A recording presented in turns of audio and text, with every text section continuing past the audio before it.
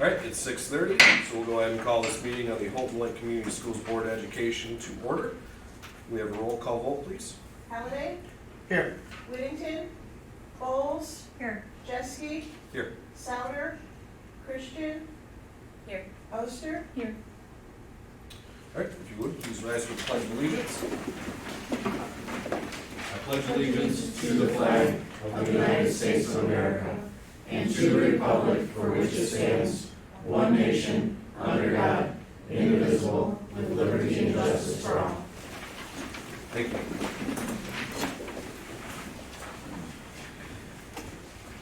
All right, since we have no Paula, I will appoint Chauncey Halliday as acting board secretary for the evening.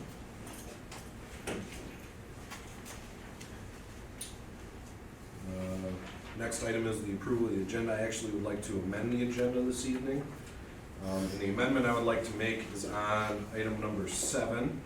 I would like to strike out the verbiage that is on the agenda currently that says for the purpose of student discipline, student number 2023-24-06 under the Open Meetings Act, Section 8B, and replace it with or insert it with for the purpose of considering FERPA protected material under the Open Meetings Act, Section 8H.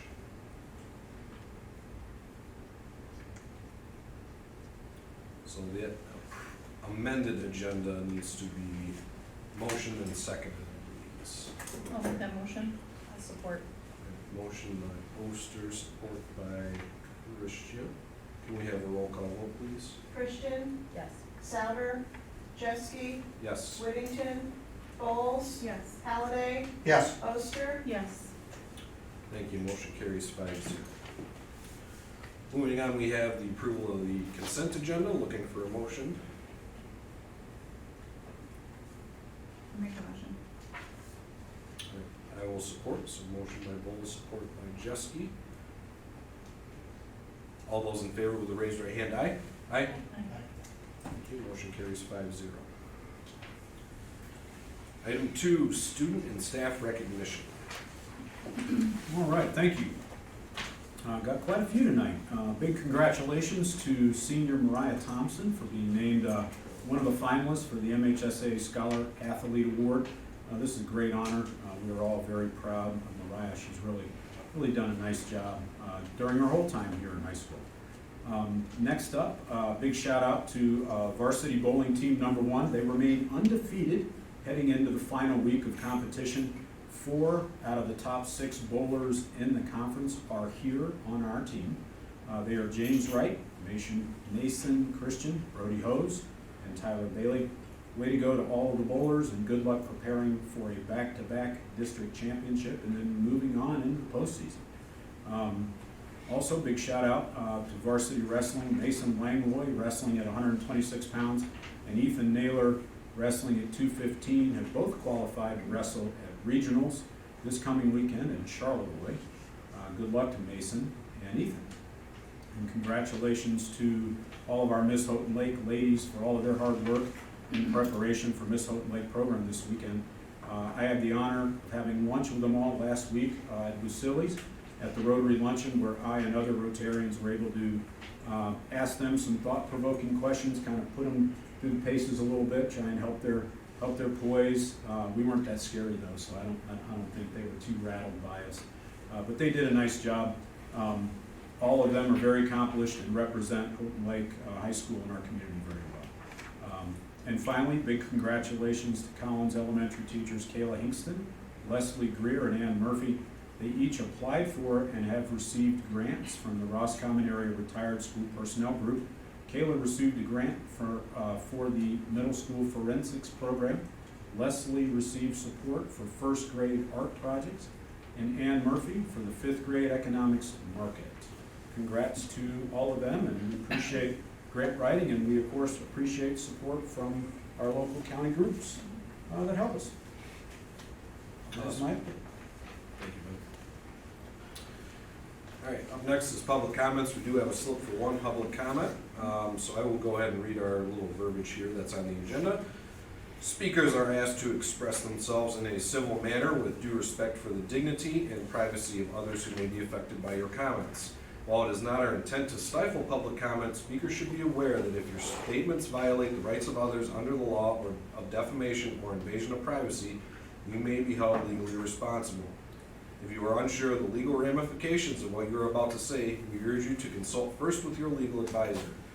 Each speaker will be limited to 3 minutes. Delegations of more than 5 persons wishing to speak on the same topic shall appoint 1 person to present their views to the board. And with that said, we've got one public comment forum for Deanna Barth.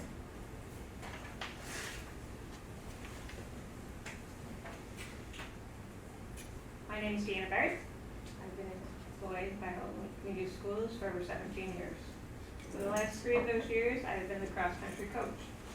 On November 30th, 2023, I had my end-of-season wrap-up meeting and received a not recommended for contract on my evaluation due to not adding to my high school team numbers in the last 3 seasons. I am the only cross-country coach for Houghton Lake Community Schools, which means I have both high school and middle school runners on my team. My first season, I inherited a team of 2 middle school runners and 3 high school runners. 5 runners my first season. My 2002 season, we added 1 high school runner and 2 5th grade future runner managers. 7 runners that season. In 2023, my season had 5 high school runners, 4 middle school runners, and 2 4th grade future runners, for a total of 11. Officially, MHSAA rules state cross-country teams consist of grades 6 through 8 for middle school and grades 9 through 12 for high school. I've tried multiple things to increase my high school numbers, from speaking at track practice, having my own table set up at open house, asking for recommendations from winter sport coaches, summer run club, locker posters, meet updates on the morning announcements, team dinners, run camp, team bumper stickers, and sweatshirts, all to bring attention and promote the cross-country program. I was the one to suggest putting the high school sports offered and coach contact information on the website. The Houghton Lake Cross Country program has always struggled with numbers. I've been told this over and over again by the athletic director. Yet, I was never given any ideas from him on how to grow my numbers. So what I have tried came from my own research. Many of my parents of my athletes have spoken with Mr. Williams regarding the decision to not recommend me for contract by the athletic department. It's all about my high school numbers, not a personal decision. Yet, when I asked to see a written policy stating a coach has 3 years to grow the team numbers or they're removed from a position, no such document could be found. How short-sighted do we need to be not to see growing the middle school cross-country team will lead to a stronger high school team in the future? My young athletes love this sport and will be on the future high school cross-country team. These are my numbers. From a team of 5 my first season in 2021 to a team of 11 in 2023. I'm passionate about running, and I hope to encourage as many new runners into this sport as I can.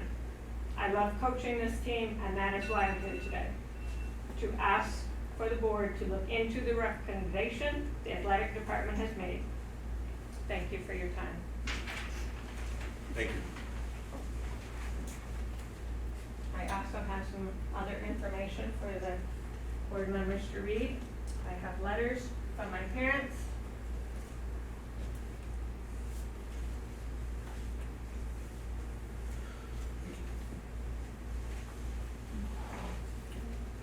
Thank you.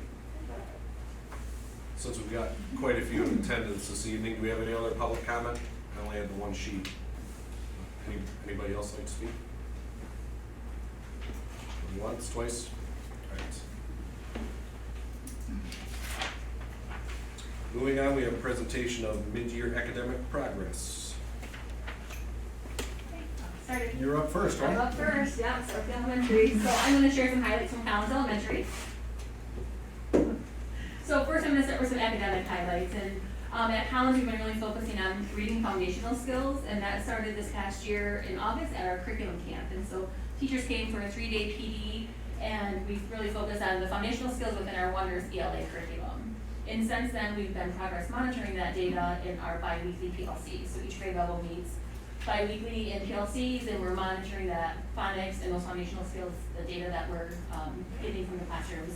And then on a broader scale, we're just had our data meetings, so we have those 3 times a year, and that's when we give those benchmark assessments. So we're really, really proud of the work that we're doing, the intentionality that our teachers have around those phonics and foundational skills, and we're really seeing some great results in reading comprehension, accuracy, spelling inventory, and just those foundational skills across the board. And so then moving on to differentiated learning opportunities. So in our PLCs, we often ask those questions. If a student already knows it, how do we keep accelerating their learning? And if a student doesn't know it, what do we do to remediate that? And so within PLCs, we're often talking about, you know, in our small group instruction, what are we going to do to provide whatever it is our students may need, whether it's to continue to accelerate their learning or to remediate. And so that's done in small group instruction in the classrooms. We do that through IXL, so there's some diagnostic assessment that they take, and then it really hones in on the Common Core standards. And so, for example, if a student was performing at 3rd grade for fractions, let's say for math, then through IXL they would focus on that, and it would really hone in on that. And if they're scoring at an 8th grade level for geometry, then that's what their focus would be. So that's just another way that we differentiate for both ELA and math and IXL.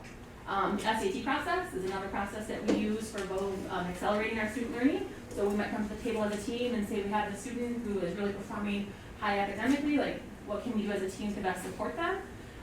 Or it might be, hey, we have a student who has some gaps here. How do we help provide some interventions to best meet their needs? And so again, like we're working really hard to accelerate student learning when it's needed, and that could even be going to a different grade level. We've even collaborated with Jeff before, and we had a student come to junior senior high for math one year who was a 7th grader, and we knew that they were performing really high above their peers because we do have those top tiers of students that the teachers are able to differentiate for within their classroom still. And so, you know, just really focusing on individual students to help them reach their highest potential.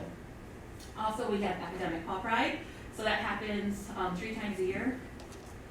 I think you were there for one of them. It was academic or behavioral, but we were frosting cookies and sweating our tissues off that day. So we just really honor and recognize that academic excellence that our students have, as well as Student of the Month. So those are some academic highlights from Collins. Social emotional learning highlights.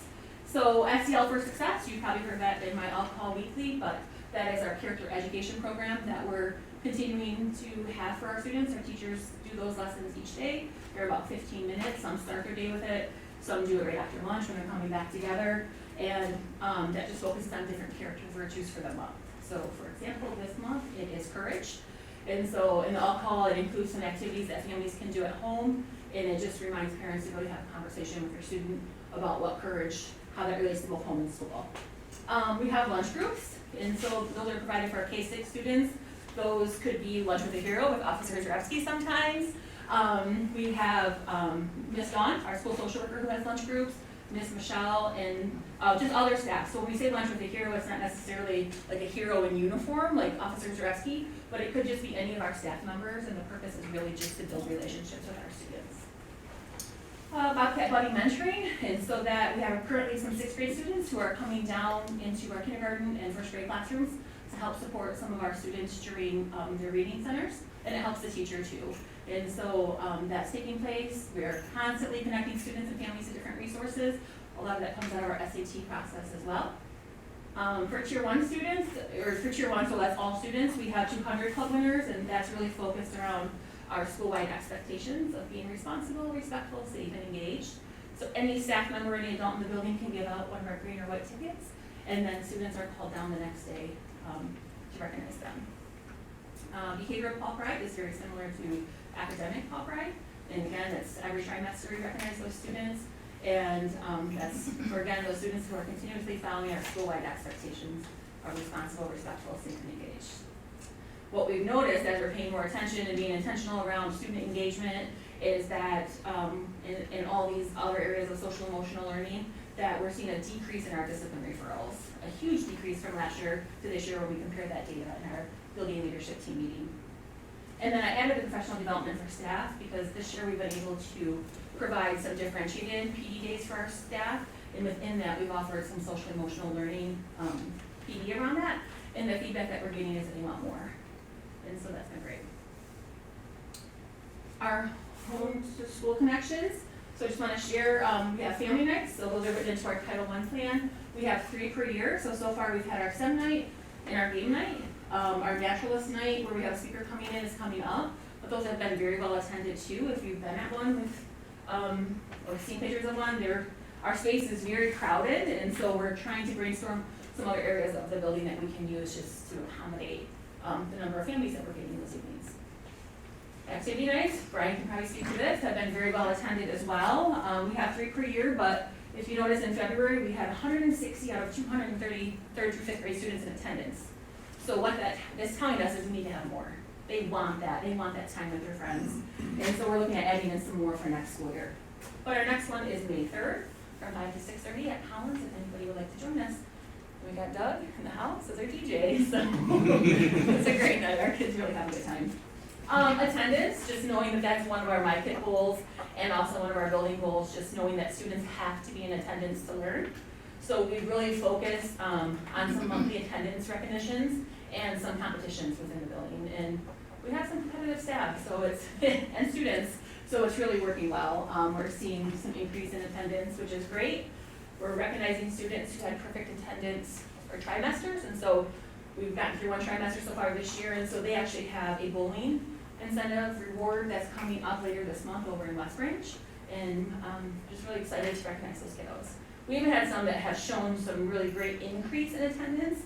That Mrs. Sauber is our attendance liaison, and so she's like, I really want to recognize these 2 kiddos too. The parents are doing a great job, so we're going to include them as well. And then so from last, or just to recognize for our K-6 students for trimester 1, it is increased from last year, and our daily average attendance rate is 90.7%. And this is just a list of some partnerships. It looks like it's a little Try scrolling down. off. Oh, there we go. Here's the partnerships. And so there's just a list of them. The Big Brother Big Sister lunch program is just now coming back since COVID. And so that they wanted to focus on our 3rd grade students. And so we're partnering with one of the local banks in town. I think it's the one down by Nestor's. But that lady is really big into the Big Brother Big Sister program, so they reached out to us. And so that's going to be up and running soon. But then you can see all the other local community partnerships that we have, including Chauncey and his My Rocks Rock presentation that he was just in to do last week. And we appreciate that he continues to do that for our 4th grade students. Some board members were present with him, and so we decided to highlight that one tonight in the pictures on there as well. It's fun. I mean, the kids just love it. They get the rock kits to take home, and Jenner was so excited to see me in the hallway.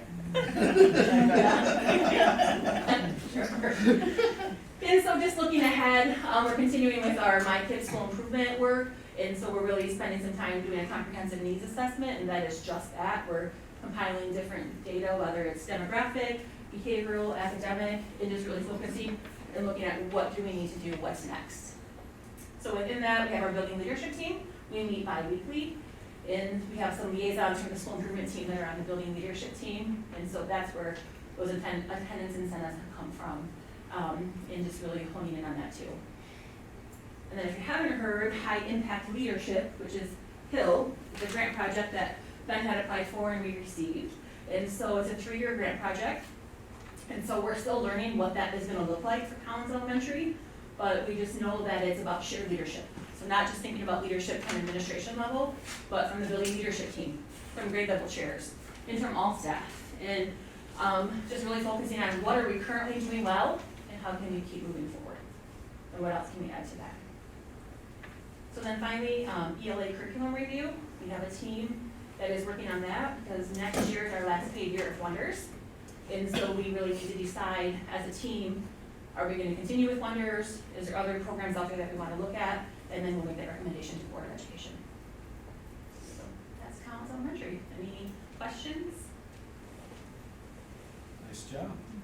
Good to get your update, and when I need help with my presentations, Ms. Thompson, are you available? Okay. Nice work back there. All right, thanks. Thank you. Do you know, it's not,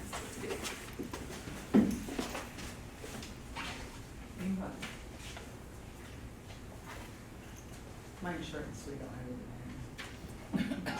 So what you're looking at, you outsource this presentation. Kinsey, I didn't know that we were in the business on that, or else I would have actually had it. As we kind of dove into this, I think the biggest thing that I didn't want us to miss was, this is my third mid-year follow-up with you guys, and the part that I'm most excited about is the faces in the room are the same. Mr. Williams has really come in and stabilized what we're doing. The partnerships with Heidi and Alicia, we're starting to see synergy between the buildings and shared resources. Doing a co-curricular review in social studies and science with Alicia's building. We've had some students with some unique medical challenges that, because Heidi's able to mobilize online learning and things, she's been able to take those students down there so that they don't have interruptions in their educational environment. And those partnerships and coming to work every day and seeing competent and consistent familiar faces is just fantastic. And so growth is, like, exponential growth is so powerful because you don't know what's coming, and then all of a sudden it just starts spiraling on you. And so what I really am looking at a 3-year window here, going back to the 2021-2022 school year, because it's cool to see how some of these things are taking off. I want to make sure I give a shout out when we're talking about that consistency. We have members of our discipline team here, Mike and Chad, and the work that they do every day, and Nate, what he's doing in our athletic department. Some unsung heroes when we talk about pupil accounting. Kim saves my life every time there's some anomalous situation with a student where we have to change environments. She's coming with the rules ready to go. And Leanna has taken me on a crash course of public education funding this year, so that managing money has been, we're just able to be more effective with it, knowing where those accounts are coming from and things like that. So I just cannot overstate that consistency. It feels so good to see those familiar faces doing great things. So I wanted to make sure I got that out of the way first as we kind of dive into this. I'm going to look at NWEA stuff because we just finished it up and I'm geeked about it. When we did our first 98B presentation, we report in 10 areas, right? 5 grades, 2 tests. And the first one that we gave back in the 2021-2022 year, unfortunately we had 0 out of 10 grade level scores at that particular time. And so it's kind of, there's a lot of humility in coming today and saying right now, 7 of our 10 scores are either at grade level or within the error margin of grade level, which is to say some of the subcategories are at or above grade level, while other subcategories are within 1 grade level of grade level. And so we have a small pocket in our 9th grade where they are still below grade level as a cumulative. But this testing cycle was so exciting because we saw the first huge jump from that grade in their reading score. They made a 5.2 point jump from fall to winter. They were expected to make a 2.9. And so it was a massive jump for that group. They are still pretty behind when we talk about their math performance as a cohort, but when you look at some of the subcategories, there's explanations to that, but I'm just really proud of that group collectively and the work they did.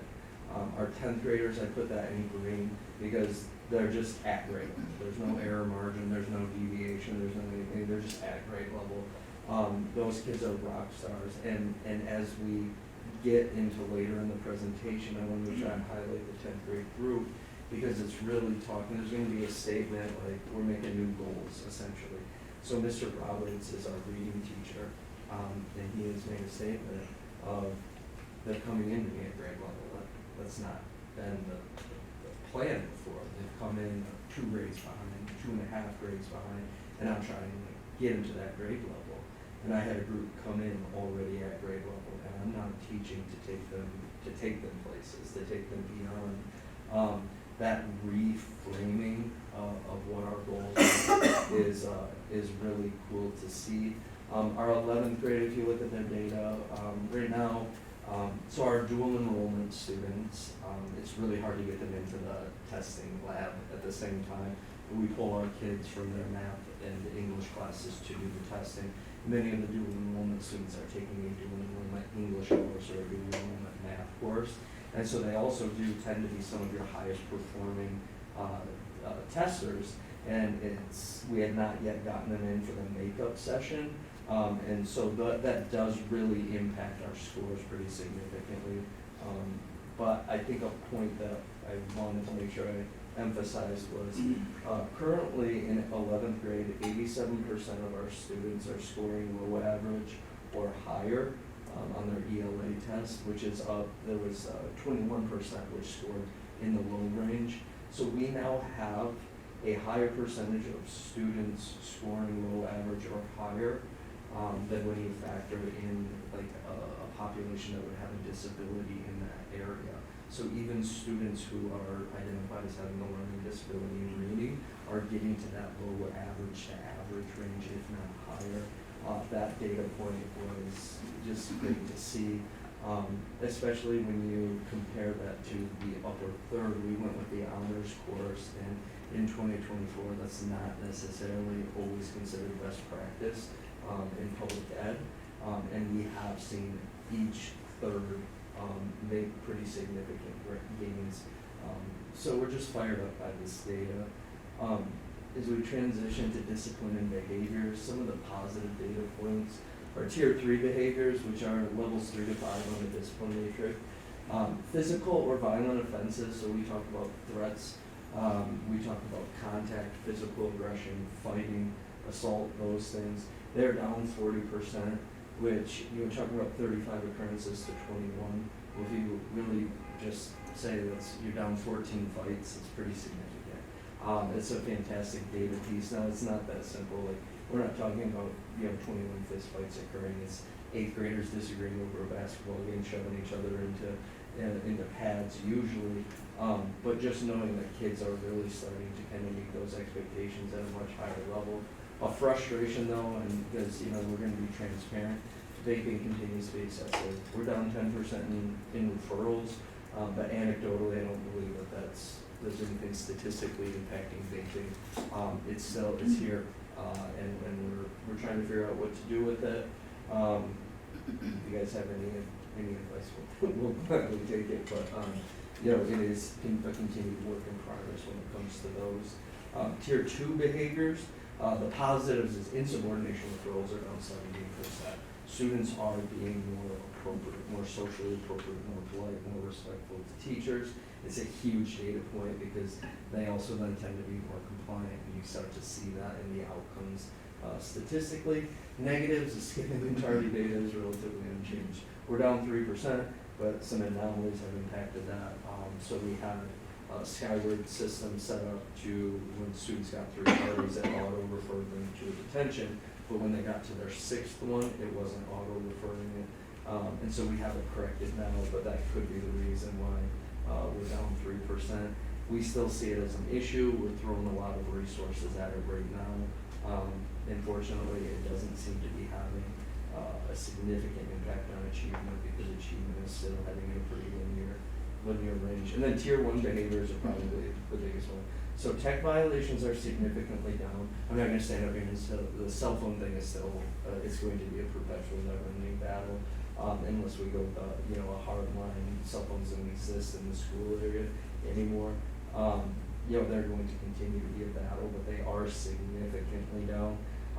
So I had to hand calculate these with the reports that I was running, and the referrals are down so much that I was like, I can't count all the difference between the 2 reports in the amount of time that I was willing to give it.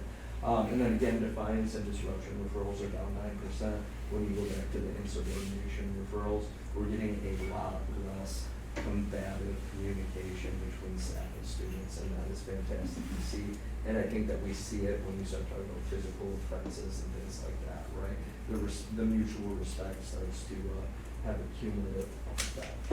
And so, addressing continued needs and things moving forward. So, social emotional learning is going to be a big piece.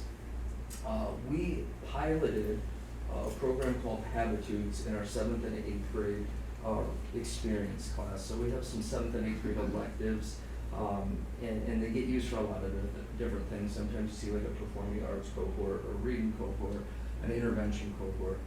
This year we said, let's really focus on strong foundations, like strong foundations of being a good human, being a successful person.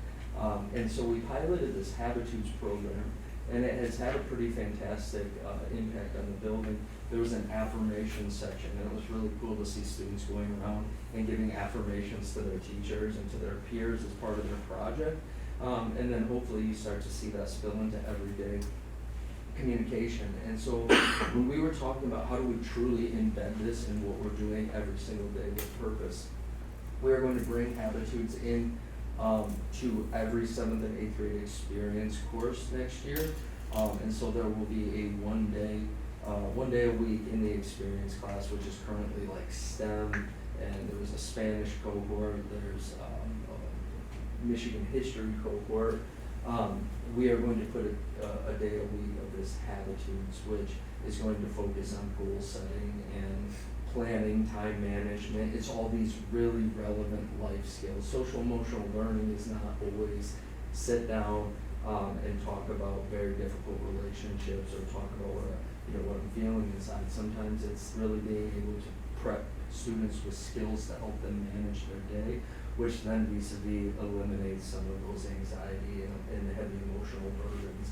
And so what we found is it's a very non-controversial social emotional learning program in a time in which social emotional learning programs can be kind of controversial. We like this one because the kids love it, and we've got really good feedback from other stakeholders. And so the goal setting, affirmations, advocacy, and then planning and preparedness are our big focuses for our social emotional learning.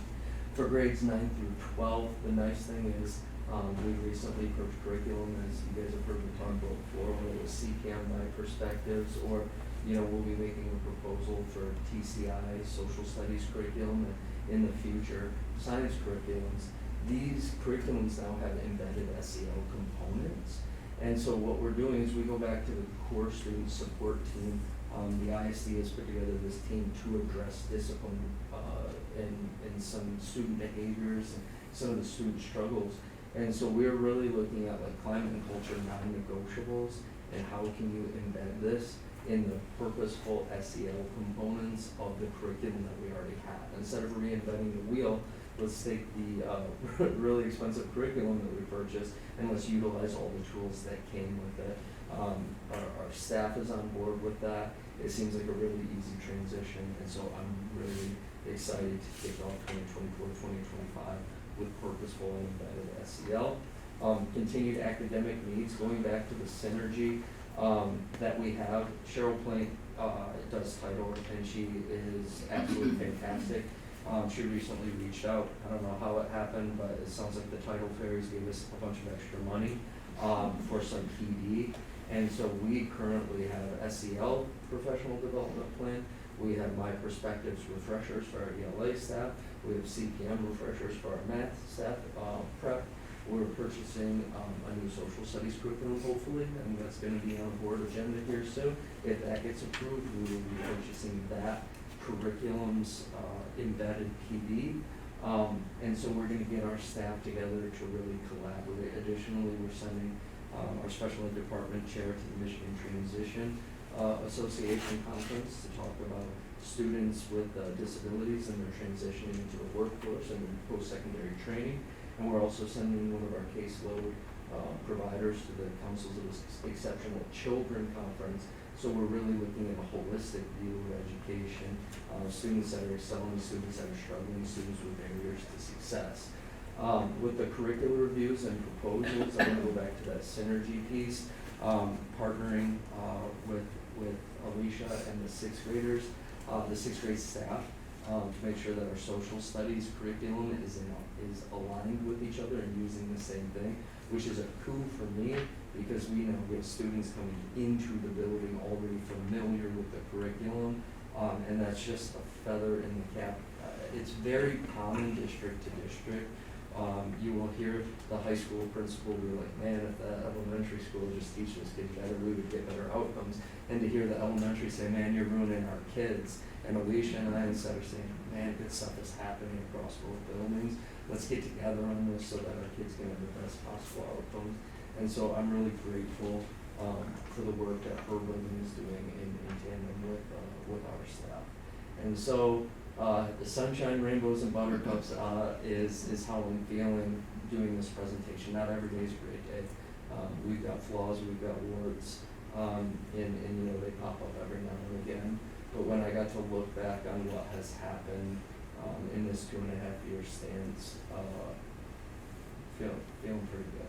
And it might be the 4-day weekend on the horizon, but I'm feeling pretty good. So I just want not only to thank all of those staff members, but like consistency starts at the top, and you guys, you know, allowing Mr. Williams to lead this district has just been pretty outstanding for all of us. And again, I say this one a lot as a dad of, you know, 2 kids in the district. I'm pretty excited that my kids are Bobcats at this time. So, questions? Awesome. Thanks, guys. Thank you. Thanks, Joe.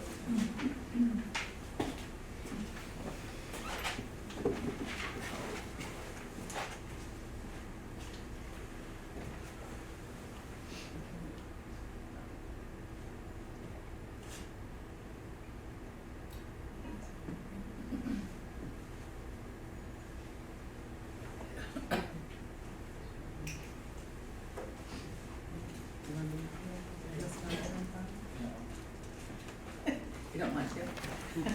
Let's try to recruit. So, everyone, my short and sweet, did you guys know Durham Ed is like the melting pot where all students and adults come together?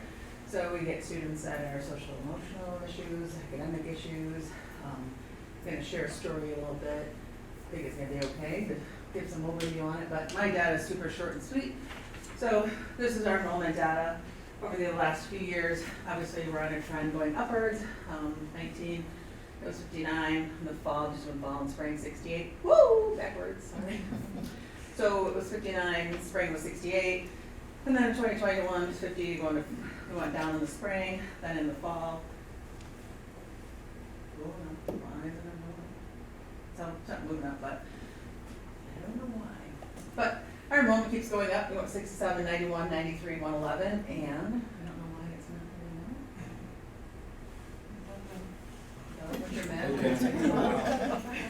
See, you are going to have to help me after all. Yeah, that's what I was thinking. It's a surprise. If we exit out of here, I can tell you.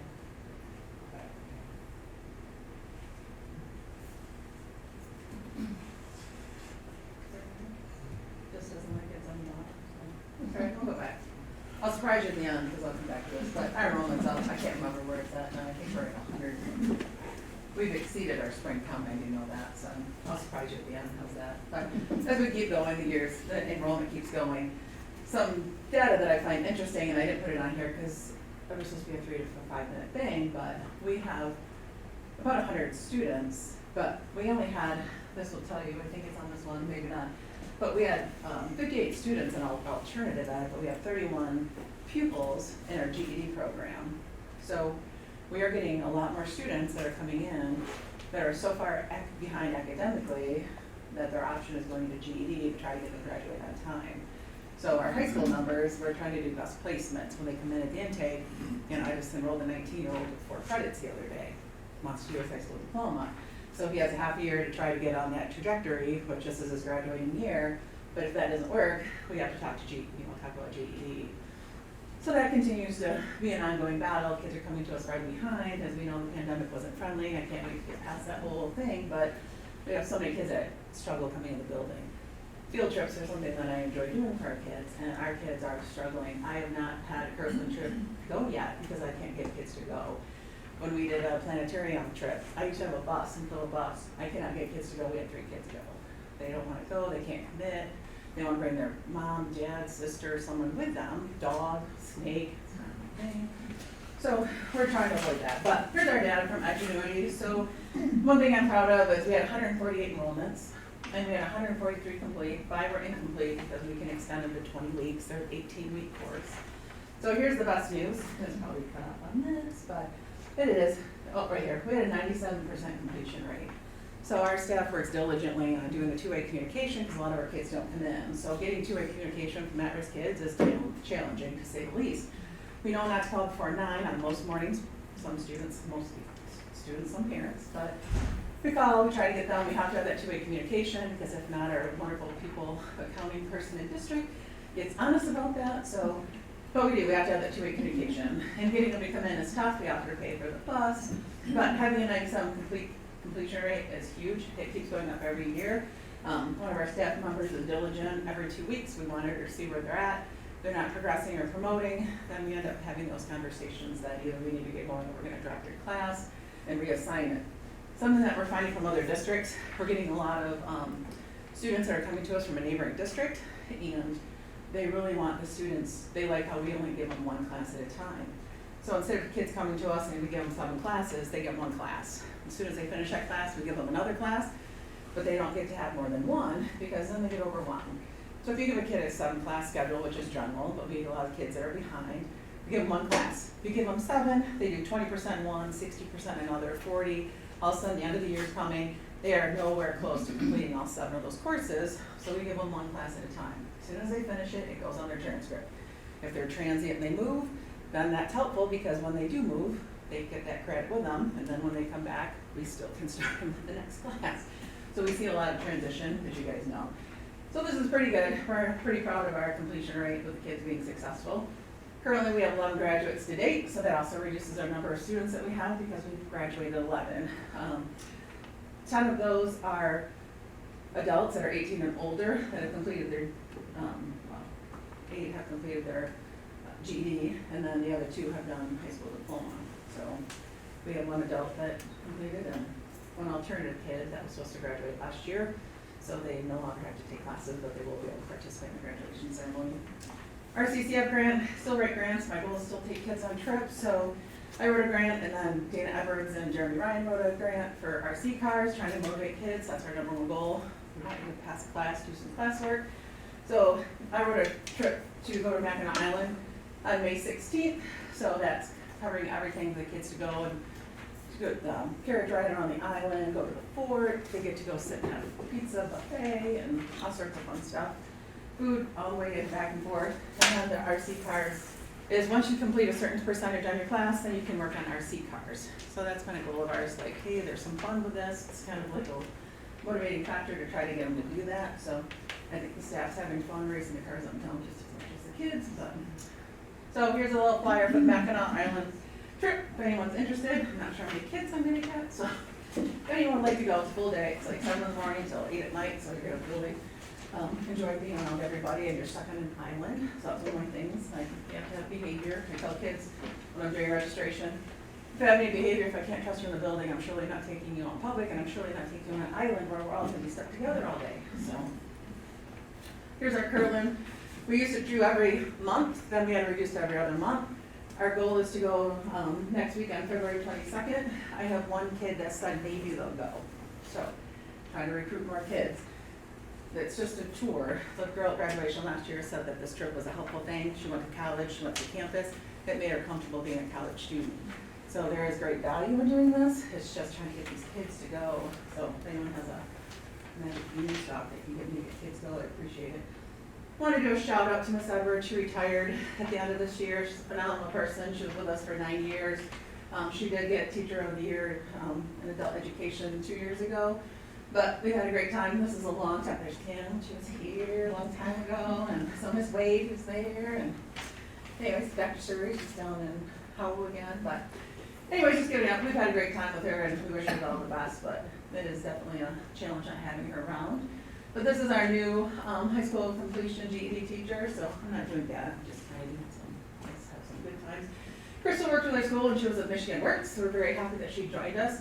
She really put a kid on our plan to get him going. Here's one of the kids that graduated last year, about her and her tenacity and trying to get these kids to move forward and putting them on a plan and a program. But she teaches ELA and social studies. She taught 12 years in Alaska and 2 years in Michigan, and now she's with us. So she's been with us, and tonight you guys officially hired her. Thank you. So she's been a great asset so far in her time with us, so. Save the date. I know many of you guys have this on your calendar. If not, please, it's the day before the high school. We'd love to have you join us. It's at the Junior Senior High School 11, as you well know, but that's our thing. And just another shout out too. I understand, like, we were sitting in my kid here, and I was sitting next to Mr. Williams, and as you guys know, alternative eds tend to have a slight impact on our growth data. You know, when Jeff's looking at the GAD, graduation and dropout rate, and obviously that impacts that. But having an alternative ed also increases our total graduation students. So while high school graduated in the 60s or 70s last year, neighboring districts had theirs, we toppled both of those graduation numbers just by having both of these programs. So while there is the unforeseen negativity with some of the numbers, overall impact isn't huge on it, but some of the numbers that, you know, Mr. Goodwin's presenting does show slight variances. But the positive of that is our graduation numbers are higher. These are students in our community. You know, a lot of the students we get are from here that are struggling, that are having a hard time. And they come for all sorts of reasons. It's not just because they're behind academically, social, emotional, you know, family issues. So in the end, I know it's a hit sometimes on growth data and all of that, but in the end, it does have a huge impact. So thank you again for all your support for our kids in our program. There's something interesting I want to share, and I'm toying with sharing it, but I think it's an interesting dynamic, and I'll see if I can get back to that one slide. But we had a young man, went to Michigan Works, we get referrals, and we run like health ed in 3 counties, Roscommon, Grayling, and Oscoda County, well, Crawford County, Grayling. And we got a referral for this couple to come. The girl was in our program a few years ago, so I was familiar with her. She just needed to finish. And then we had her boyfriend, and he's from one of the local communities. He's 19 years old and is at a pre-K reading. So he wants to get his GED, and we're like, okay, let's see work. So thank goodness Crystal's a ELA teacher. She was assessing him with kindergarten words, and I think he got 6 out of 20 words. So today what she did, and he's the kindest, gentlest soul you've ever met. He came in, and we have now taped on our walls, clock, chair, like things that you would see. So one of my staff members has reached out to some of the Alicia's buildings to say, you know, I don't know how to teach grading. So it's kind of an interesting dynamic. We're used to 9th through 12th graders. So we are now trying to figure out how to best teach this young individual how to read. So yeah, it's an interesting thing. So we'll let you know, our goal is to get them to about 5th grade reading. So we're trying to get 5 years of growth. And then in the next year and a half, because then once they're at newspaper level, I think we'll be able to get them to sustain and then get them an appointment. But it's interesting the number of kids that you see that need us, you know, and need not just our building, but everyone in this community for the resources, or reaching out to all different types of resources and employment. And it's a wonderful community working with all the resources that collaborate, and the kid having just an outstanding outlook. And you know, I understand where I'm at, and I just need to know how to grow and what can I do. And he's there, and he's smiling, and it's just amazing to see these kids that want help. So let's go to my numbers. Is that gonna show me? Excuse me. Oh. I'll pull it up on my sorry. I'll tell you what it is, so stay tuned. That's it. Anyone have any questions? Our numbers are on the rise. I see us being in the hundreds again, so we'll be there. You might not see a lot of kids when you come in the building, but they're at home, they have high needs, so we'll keep supporting them in any way we can, and supporting, like helping out kids that can't come in. And I guess one question then, how many do you average in the building on a given day?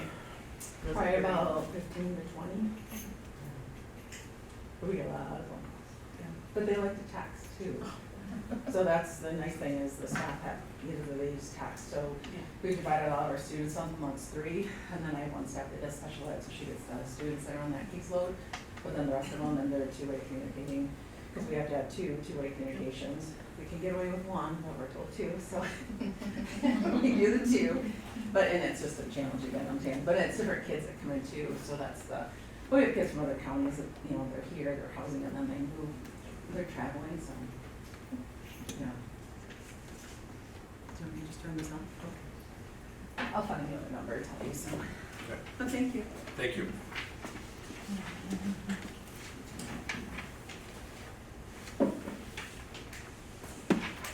Moving on, we've got reports. All right. 5A, we've got superintendent report. I will first make a couple comments. Thank you all for your presentations. Heidi, I'll go in reverse order. Since you just finished, I'll say we're all in this together. So you don't have to worry about, a particular challenging test or a low score incoming. I look at every graduate, every completer as a success story. This is what we're here for. And whether you come in at grade level or you come in not even literate, but if the goal is to get 5 years up to 5th or 6th grade, in a year and a half, so you have somebody that can read the newspaper and handle job application and be a successful member of society, that's a home run. So keep up the good work. I love seeing the numbers grow. Jeff, I'll move on to you. I think you were in the middle. You said something about tidal ferries and increased funding. I couldn't let that go because I loved it. But I will take a moment just to thank all of our building secretaries and Kim for being diligent. The way that money goes up is we're diligent about reporting all of our at-risk data, all of our students who have test scores that show they're below grade level, so we get additional funding for helping kids who haven't hit their grade level scores. And part of this is parents. So all the parents, thank you for doing your part. When you annually re-enroll, even for a returning student, when you update all of that parent information electronically, that data collection, when we submit that to the state, helps us with funding. And so this year, I know we were looking at our data, and it's up from last year, but still globally it's about 18%. About 18% of folks did not complete that data. And we're not alone in this district. This is a statewide problem now. And if you think about it, in the past, everyone always, and Lacey's nodding because she knows where I'm going, everyone always did this data because to do the data got you either reduced or free breakfast and lunch. Now that breakfast and lunch is free for every student, regardless of where you live in Michigan, regardless of family income, there's less motivation to get those forms completed. And the big one for us with at-risk funding and title funding is that household information form. So if a parent just says, this doesn't really matter, I'm not going to fill this out because my child's going to eat free anyway, that is true, your child will eat free. But to increase that percentage, and we're continuing to work as an administrative team, brainstorming incentives and brainstorming ways that we can continue to communicate that to include computer kiosks more times over the fall, not just open house. I know we have kiosks set up in the libraries, but we're looking at ways we can make that process, now that you can do it on your phone or from home or anywhere, looking at providing more supports, maybe an online tutorial video. So we've got a lot of ideas that we're working on to improve that percentage, because the greater the percentage of completers, the tidal fairies will smile again next year. So thank you for saying that, because that was a good prompt for me. And Alicia, I'll close with you. You mentioned the HIL grant program. I'm super excited about this. I wrote a grant for this just to see if we would get picked. And they picked 54 elementary schools in the state, and they divided that number in half. Half were the control group, and half are the implementation group. And we're in the implementation group. And what that means for us is through Western Michigan University and Dr. Patricia Reeves, is we're getting about $60,000 worth of support from them in directed building level leadership, executive coaching for not only the principal and the assistant principal, but for internal within the building. Building synergy at grade levels, building synergy across subject areas, PLC groups. So really building on the leadership culture that already exists at Collins. And so this is a huge commitment from them. This funding is the same across all the implementation elementaries that have been chosen in the state. So for the next 3 years, 1 day a week, Alicia benefits from Lisa. Lori. It's okay, I think the same thing. Lori, I'm tired. Lori, if you're watching.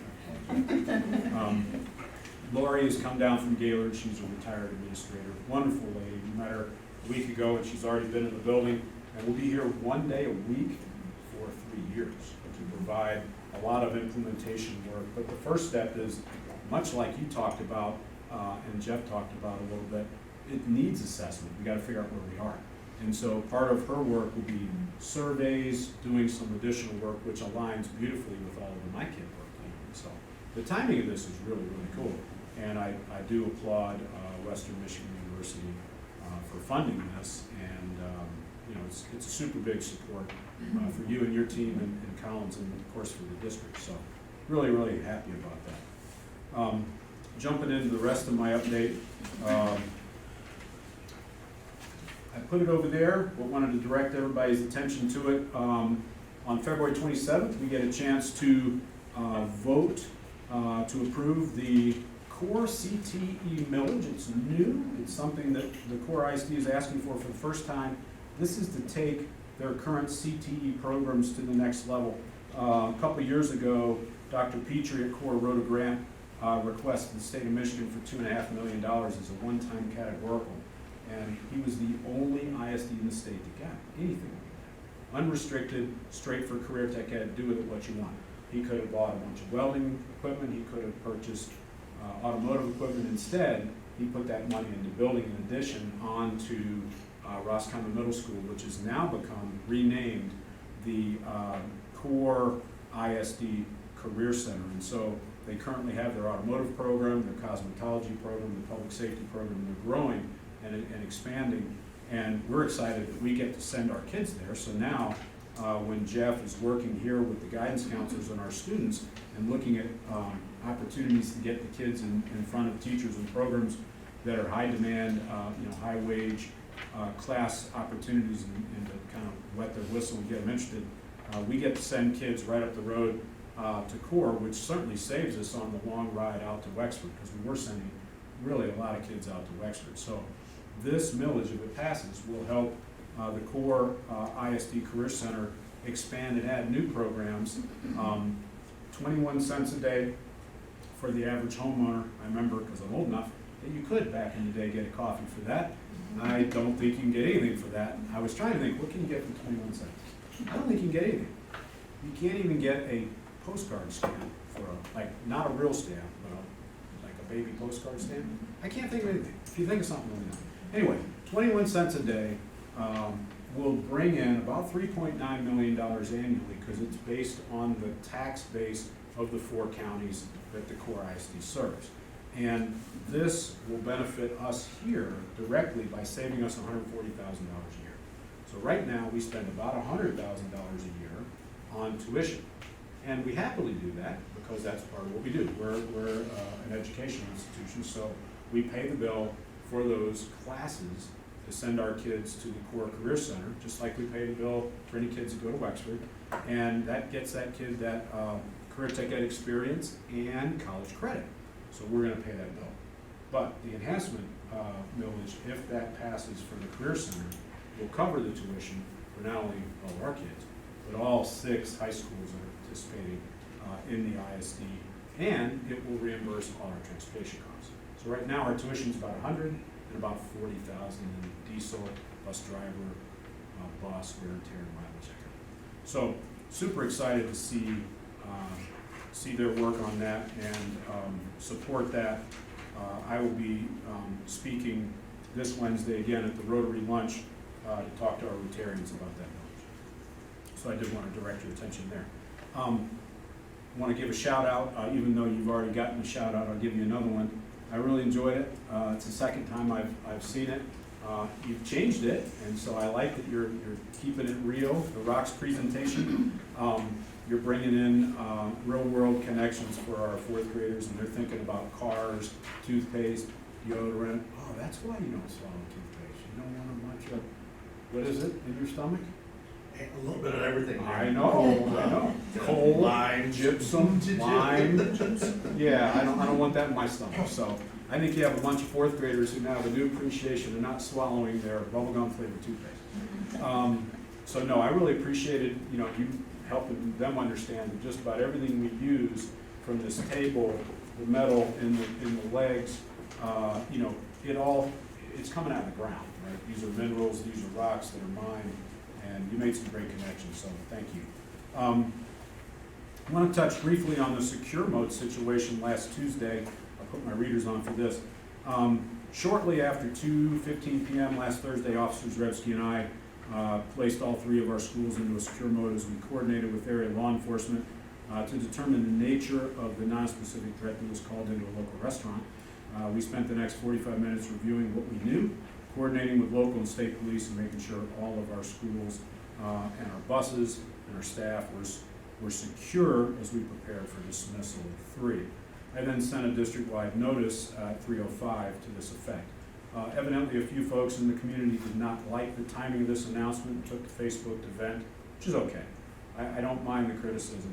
But I think in this case, it's important just to take a moment to remind everyone that that isn't the priority at that time. At that time, the priority is and always will be the safety of our kids and our staff. And so when I think back to that day or any other as they present, the first thing we have to do is gather information. We have to make quick and definitive decisions. We have to make sure all the doors are secured.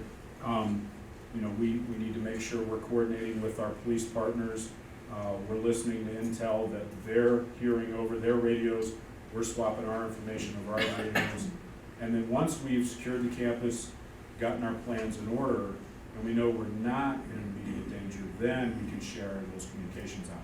This one happened to hit a little after 2:15, so again, the priority at that time for that end of the day, which is a concerning time when you're about to put kids out on the buses or car pickup lines, was to make sure we were safe and that there wasn't actually a legitimate threat. So that always will be the priority. The communications will always come second. So I do appreciate there were some follow-up comments. Again, not that I'm the Facebook police, I don't even read that stuff. But for the folks who were pointing some of those things out, that is good stuff. But I did want to take a moment just to share that. SAT test prep is off to a really good start. We've had 9 students so far attending our new SAT test prep program that's running here in the high school. Students start off by spending the first few days taking practice tests on the College Board's Blue Book app. And then from these tests, the students and the teachers then know kind of where their areas of growth opportunity are. They then get specifically tailored assignments from Khan Academy that are unique to them. They follow their individual plan, and then the staff, the teachers we have supporting them, help, kind of push them and guide them and help them with, if it's math computations or if it's, more reading comprehension kind of things, breaking down some of those questions. They'll get more familiar with things like test question stems, testing strategies, time management, and I really look forward to watching their pre-test and then their real SAT post-test, see what kind of growth they're able to produce. So super excited about that. And finally, for those who may not have seen the ad in the paper, we are selling the old blue 2003 Chevy pickup truck. The ad's in the resorter. Despite the truck's rough appearance and body rust, it starts, it runs, it drives, it stops, and the four-wheel drive works.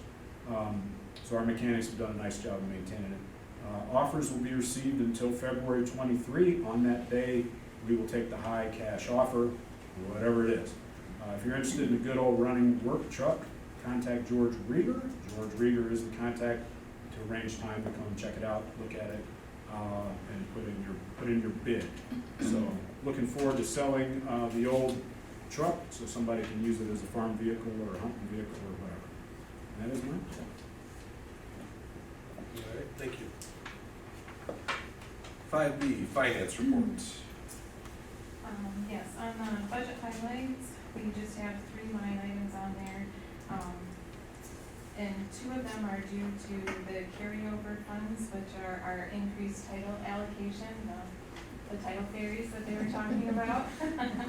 So the 219, the student support, we were able to move that back into the title funding and increase that. That's why that line item is over budget currently. It will be corrected on the next amendment.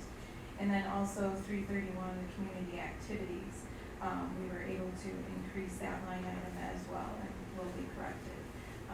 Security, that is going to, it's increased only because of the different needs that we've been identifying and continue to use that security money grant that we have. So All 3 line items are grant funded and will be corrected on the next amendment.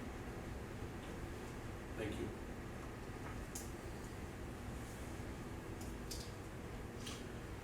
All right, item number 6, motion to appoint Superintendent Williams as discipline hearing officer. I'll go ahead and make that motion.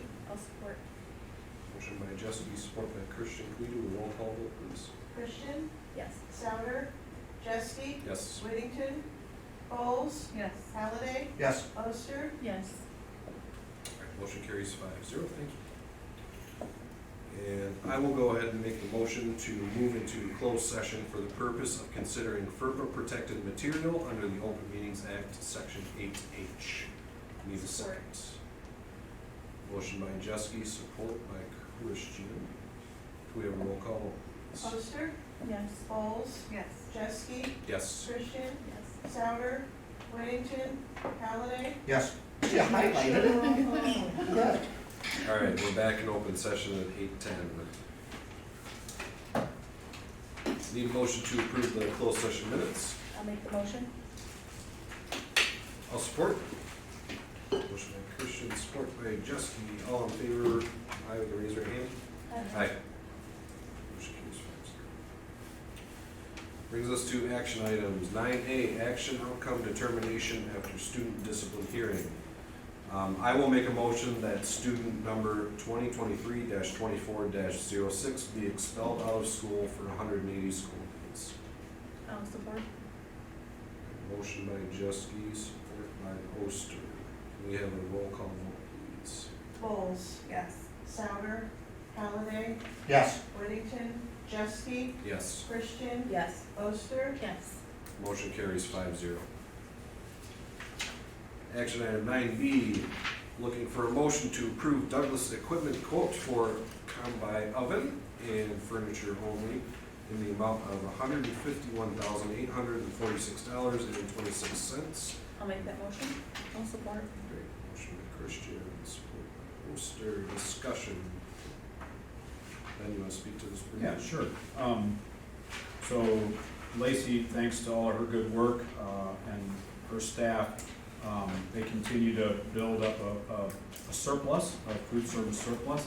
The law only allows the district to carry a certain amount of surplus, so we get issued a spend down order or a spend down plan.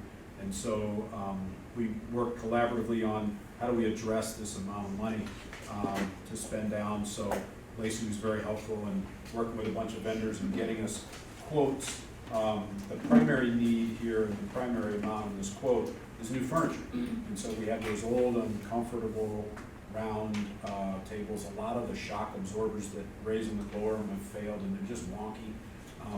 And so she got a kind of fun combo quote together with regular rectangular tables, some high tops like pool pub style with charging ports, so they'll be like along the wall if you looked at that one diagram.